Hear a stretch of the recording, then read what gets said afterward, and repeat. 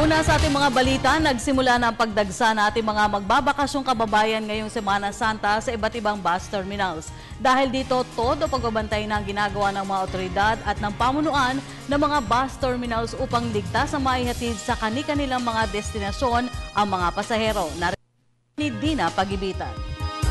Ilang araw na lamang ay gugunitay na natin ng Semana Santa. Kaya naman inaasahan na natin ang dagsa ng ating mga kababayan sa mga terminal ng bus katulad dito sa Cubao, kung saan makikita natin ang unti-unti ng pagdagsa ng ating mga kababayan na pauwi sa kani-kanilang mga probinsya.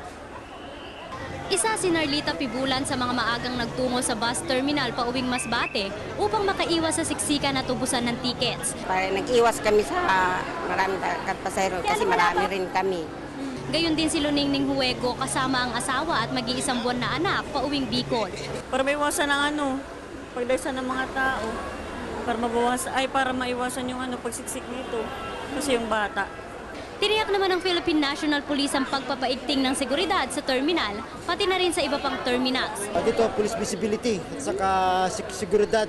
Lahat ng mga exit at saka entry dito, may mga police na talagang chine-check kung may mga makuha mga hindi magandang bagay sa bag nila.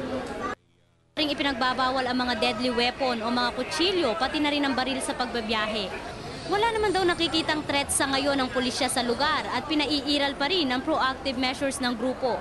Samantala, bago bumiyahe ang mga bus, ini-inspeksyon nito ng tinatawag na bus marshal upang masiguro na walang anumang aberya ang mangyayari sa mga bus sa gitna ng biyahe.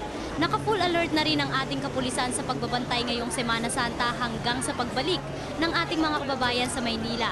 Nagbibigay rin ng leaflets ang grupo sa mga pasahero na naglalaman ng tips para maiwasan ang krimen at sakuna sa biyahe. May pakiusap naman ang pulisya sa ating mga kababayang biyabiyahe.